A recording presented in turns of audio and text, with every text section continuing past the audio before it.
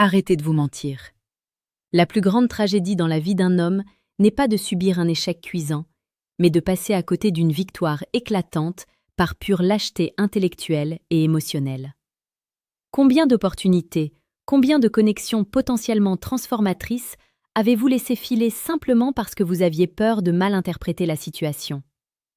Combien de fois êtes-vous rentré chez vous, rongé par le regret, en vous demandant « et si j'avais osé ?» Cette indécision est un poison pour votre masculinité et une insulte à l'intelligence émotionnelle que la nature vous a donnée. Vous restez là, figé comme une biche devant les phares d'une voiture, attendant un signal qui ne viendra jamais sous la forme d'une demande explicite, pendant qu'elle, de son côté, s'épuise à vous envoyer des messages clairs, espérant que vous serez l'homme capable de les décrypter. Héraclite d'Éphèse, ce grand sage de l'Antiquité, nous a enseigné que le caractère d'un homme est son destin. Si votre caractère est forgé dans l'indécision, votre destin sera la solitude et le regret. Il est temps de changer ce destin. Il est temps d'aiguiser votre regard et de comprendre que la séduction n'est pas un jeu de hasard, mais une danse subtile de signaux envoyés et reçus. Elle ne vous le dira pas avec des mots, car elle attend que vous preniez la responsabilité du risque. Mais son corps, son regard, son attitude parlent pour elle. Aujourd'hui, nous allons déconstruire cette passivité. Nous allons analyser 9 signaux concrets, basés sur la psychologie comportementale la plus fine, qui prouvent qu'elle brûle d'envie que vous fassiez le premier pas. Ce n'est pas de la magie, c'est de l'intelligence situationnelle. Et si vous êtes sérieux dans votre démarche de devenir un homme plus accompli et plus conscient de son environnement, je vous invite maintenant à cliquer sur le 3e lien en description pour télécharger le livre « Le manuel sexuel du stoïcien impitoyable », une ressource pour aller encore plus loin dans cette philosophie de vie et d'action. Commençons par le commencement. L'un des premiers signes, le plus profond et le moins conscient, est la synchronisation. La psychologie sociale appelle cela l'effet miroir ou la synchronie non verbale. Lorsque 2 personnes sont connectées ou veulent l'être, leur corps s'aligne naturellement. Observez-la. Si vous prenez une gorgée de votre verre, le fait-elle quelques secondes plus tard? Si vous vous penchez en avant, fait-elle de même? Si vous changez de posture, adopte-t-elle une posture similaire? C'est une danse silencieuse. Son subconscient lui dicte de se synchroniser avec vous pour créer un pont de confort et de familiarité. Elle vous dit, sans un mot, « Je suis sur la même longueur d'onde que toi, je suis réceptive ». C'est une invitation à entrer dans sa sphère privée, une validation silencieuse de votre présence. Si vous remarquez cela, la porte est ouverte. Ne restez pas sur le pas de la porte. Le regard est la fenêtre de l'âme, dit-on souvent. C'est surtout le premier canal de la tension sexuelle. Mais il faut savoir le lire. Un regard fugace ne veut rien dire. Ce que vous cherchez, c'est l'intensité et la répétition. Une femme qui veut que vous l'approchiez ne se contentera pas de vous regarder une fois. Elle va vous scanner. Ses yeux se poseront sur vous, puis se détourneront, puis reviendront. Elle cherche à capter votre attention tout en testant votre propre intérêt. Parfois, elle soutiendra votre regard un peu plus longtemps que ce que la politesse exige, créant ce petit instant de tension électrique. Et surtout, observez ses yeux lorsqu'elle vous sourit. Le vrai sourire de Duchesne engage les muscles autour des yeux, créant de petites pattes d'oie. C'est un sourire sincère, un sourire de plaisir authentique d'être avec vous. C'est son cœur qui s'illumine, et c'est le moment pour vous d'allumer le feu. Personne n'aime que l'on envahisse son espace personnel, sauf si la personne est désirée. Si vous êtes dans un lieu public, une soirée, ou même au travail, et que vous remarquez qu'elle trouve toujours un moyen de se retrouver près de vous, ce n'est pas un hasard. Le hasard n'existe pas dans la dynamique de l'attraction. Elle se tient un peu plus près que nécessaire pour vous parler. Elle trouve une excuse pour frôler votre bras en passant. Elle s'assoit à côté de vous alors que d'autres places sont libres. C'est une tactique de réduction de la distance pour vous inviter à l'action.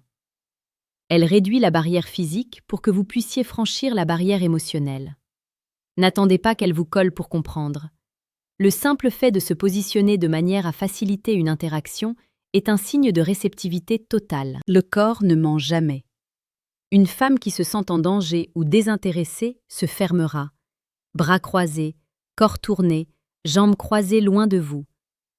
Une femme qui désire votre approche fera exactement l'opposé.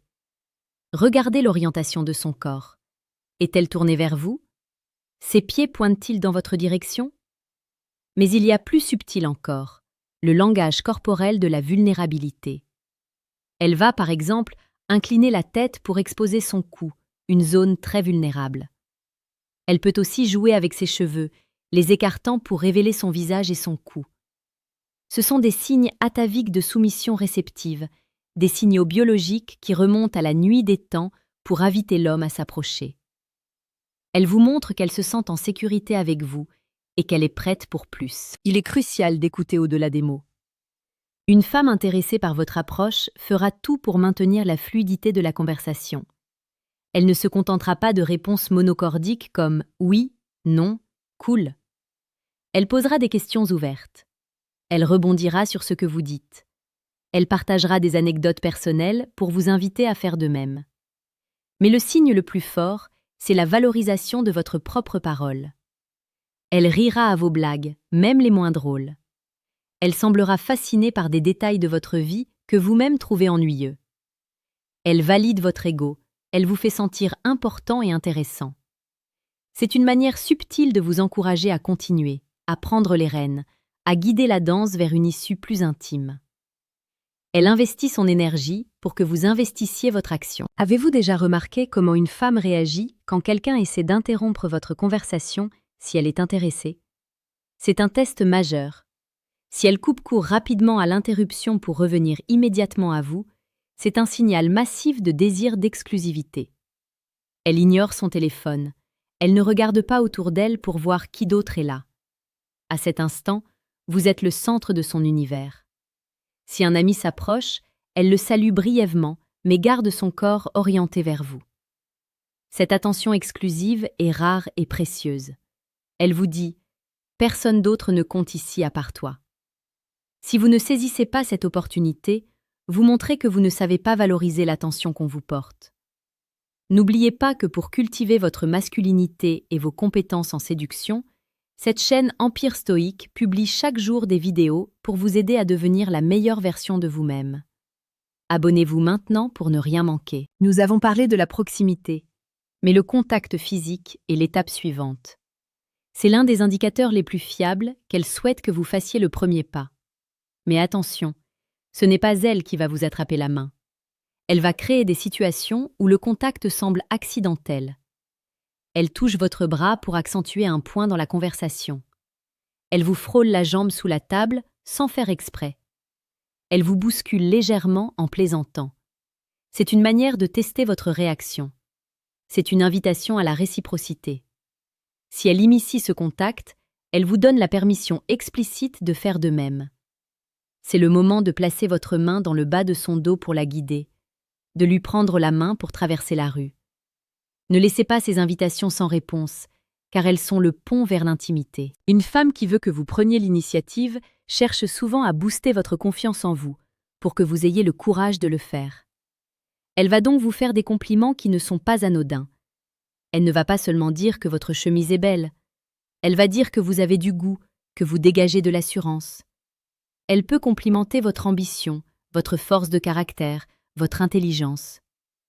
Elle valorise les attributs que l'on associe traditionnellement à la masculinité protectrice et leader.